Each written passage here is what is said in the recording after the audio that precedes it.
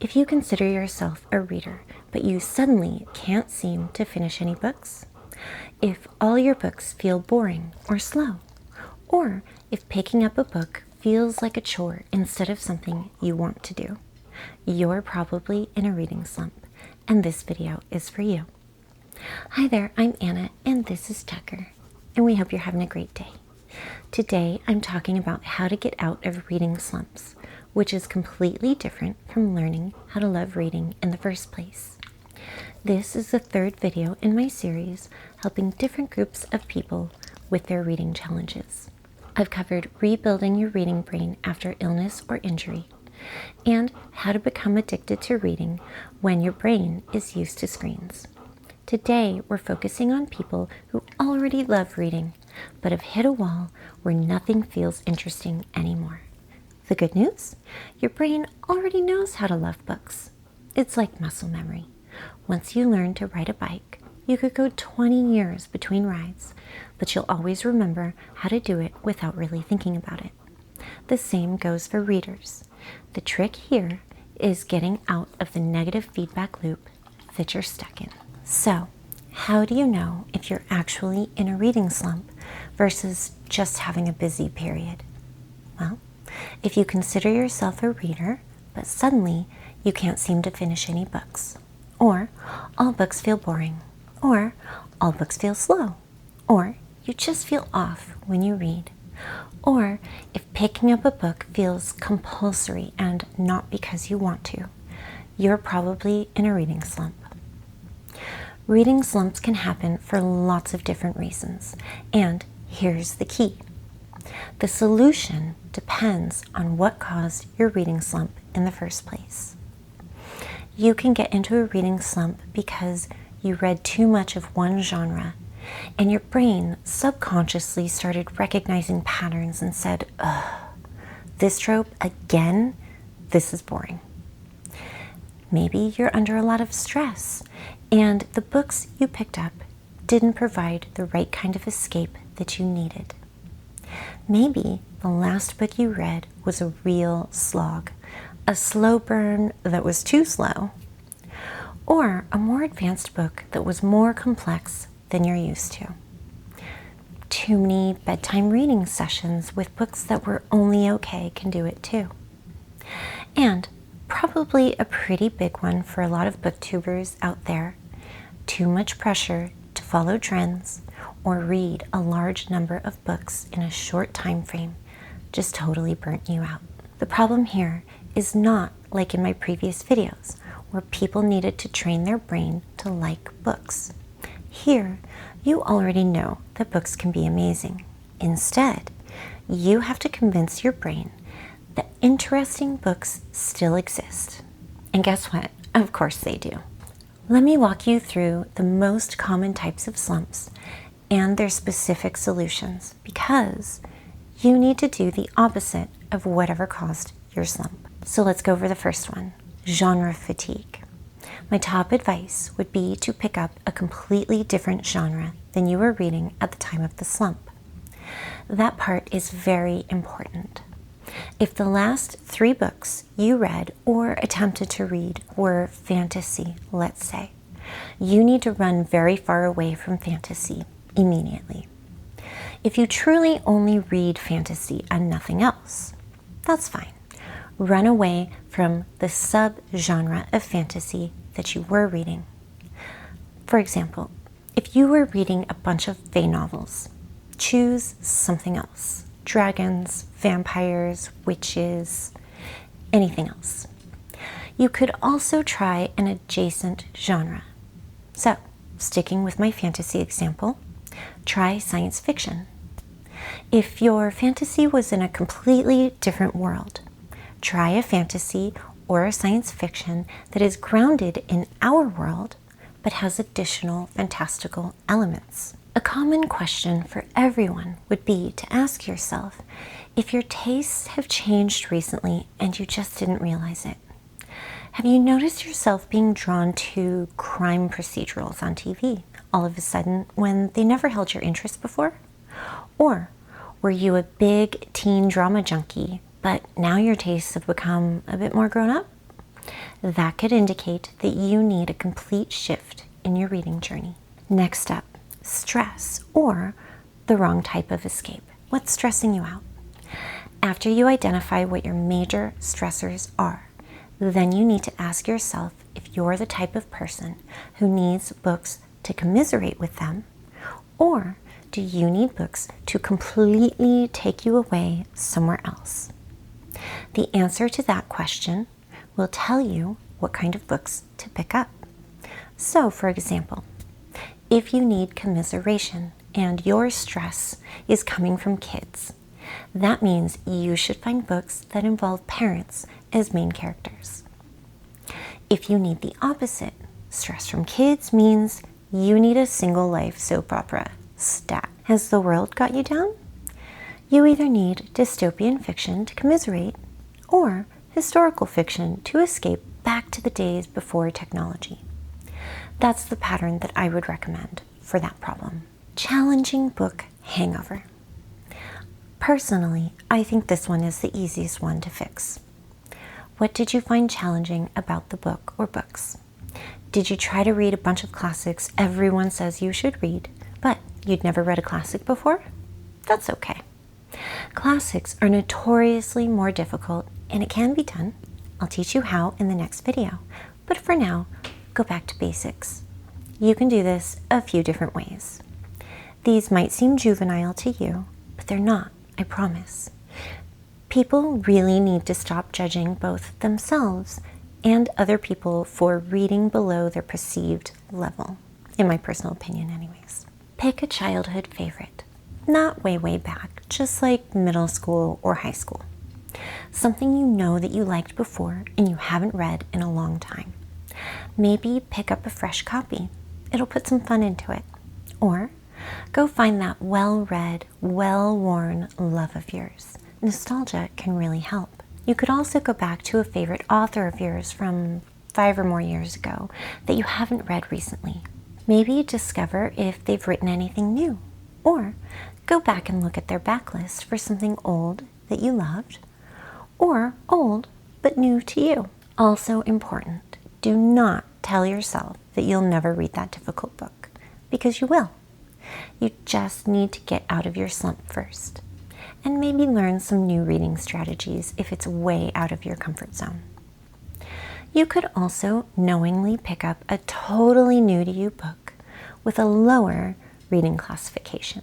And what I mean by that is simply, if you only read adult fiction, try YA, young adult.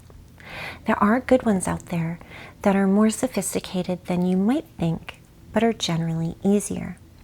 You could even try a classic, but one that's geared towards teens. Let's go over a couple of booktube problems. The first one being keeping up with trends. I think a lot of booktubers feel pressure to grow or get popular by reading trendy books. Those oh so famous book talk treasures, right? And the pressure is real when you want the algorithm to like you.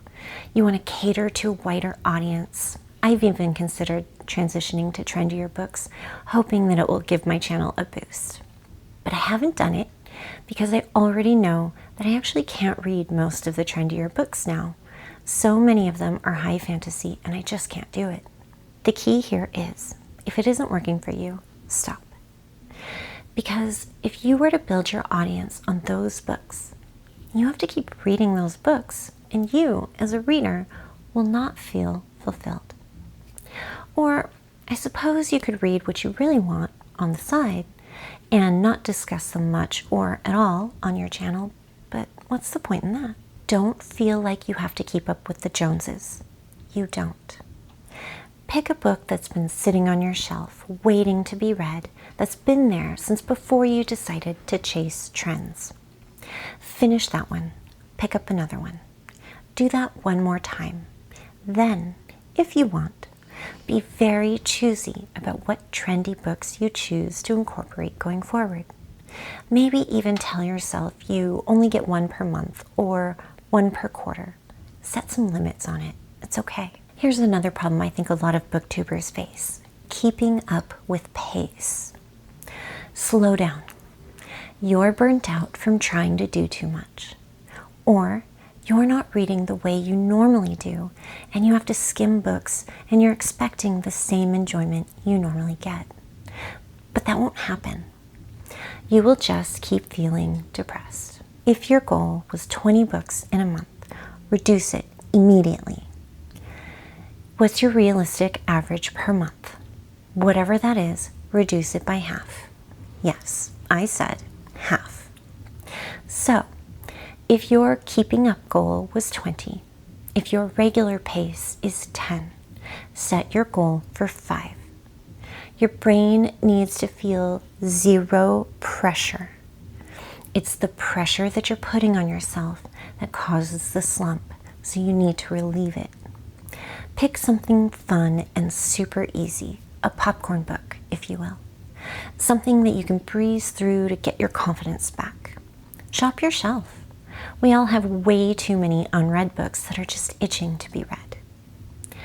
If you're afraid to reduce your reading goal because it'll affect your content creation, that's a valid concern. See if you can get creative and create some content about books that are oldies but goodies. Take it way, way back, or take it way, way forward. What books are your favorite authors about to release? The goal reduction is only for a very limited amount of time, just until you feel like your old reading self again. Bedtime mediocrity. First, don't read at bedtime for a while. Maybe switch it to morning reading. I know that during the work week that might not be practical, and that's okay. Maybe just do that on the weekends. Try reading during your lunch break. The key here is 2 things. 1, read when you are wide awake, not tired, not sleepy, not drowsy. And 2, read a fast-paced, action-packed in some way book. Thrillers and adventure novels work great here. Don't read anything sad or sappy or mopey. You want energized and engaged. Pick a book set somewhere you've always wanted to travel but have never had the chance to. Fantasy and sci-fi can work here too, actually. Hey, I've always wanted to go to Diagon Alley. Don't choose an old favorite here. That's too comfortable, and your brain will likewise get too comfy. You want your brain to say, ooh, this is exciting, new, fun, I like this. You can shop your shelf if you've got a lot of options waiting for you. Just pick something you've never read before. Like, if your kid has a copy of Treasure Island, but you've never read it, try it. It's pirates. You literally can't go wrong with pirates. Pick something that sounds grand, engrossing, puzzling, and completely thrilling. What if it's more than one thing that's causing your slump? Well, that'll require a more sophisticated, mixed approach. Try to identify the top 2 issues and then combine the solutions. So like genre fatigue plus bedtime reading equals different genre and reading when you're alert. Let me also give you some red flags so you can catch slumps early. If 2 books in a row feel boring to you. If none of your books sound interesting. If you're not feeling the normal stress relief you normally feel from reading. Or if you feel like you're drowning in books or just starting to feel overwhelmed. Those are your warning signs to take action before you're fully stuck. How do you know you're coming out of your slump? Well, you finished a book. Yay! You aren't bored. You're not constantly checking the time. You're not putting the book down to check your messages. You're not looking ahead to see how many more pages are in the chapter, unless you have to go soon and you're trying to figure out if you can finish the chapter or not. Reading no longer feels like a chore, and it makes you happy again. You don't look at your TBR and head into panic mode. Your stresses in life seem manageable again. Those are the signs that your brain has remembered why books are worth your time. Reading slumps happen to all of us, even people who have been readers their whole lives. The key is recognizing that your brain already knows how to love reading. It just needs to remember why books are worth your time. Whether your slump came from genre fatigue, stress, challenging book hangovers, booktube pressure, or bedtime reading mediocrity, the solution is always about doing the opposite of whatever caused the problem. Your brain is stuck in a negative feedback loop, and we need to break that cycle with strategic book choices and reading conditions. Remember, this is temporary. You're not broken as a reader, you just need a reset. Most people start feeling back to themselves within 1 or 2 books if they match their solution to their specific slump type. This is the 3rd video in my Reading Help series. Last week, I talked about becoming addicted to reading when your brain is used to screens. And a couple of weeks ago, I covered rebuilding your reading brain after illness or injury. Next week, I'll be tackling how to start reading classics without intimidation, because so many people want to read them but don't know where to begin. What kind of reading slump have you experienced? Was it one of the types that I described, or was it something different? And have you tried any of these recovery strategies before? Let me know in the comments. I'd love to help you figure out your specific slump solution. Make sure you're subscribed so you don't miss the classics video next week. And remember, you are still a reader, even when it doesn't feel like it. Thank you so much for watching this video. I really appreciate all the support. I hope you have a wonderful day, and I'll see you next time. Bye. You're amazing, Tucker. You're amazing. Did you know that? Yeah. You're the best.